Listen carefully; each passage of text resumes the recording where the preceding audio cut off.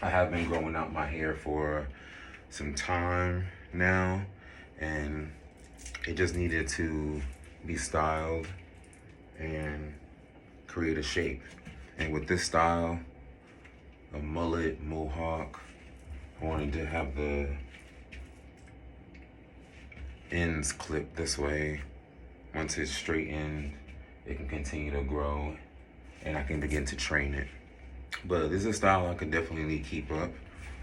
It's definitely manageable.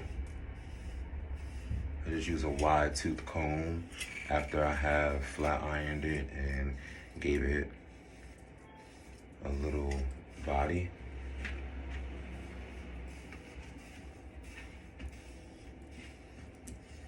And the two products I've been using is obviously the Mother's Love Hair Tonic, Growth Tonic here, and I'm almost out, so it's about time for a refill. But it's definitely working. I'm seeing the thickness in my hair and also the growth, obviously. Take me higher.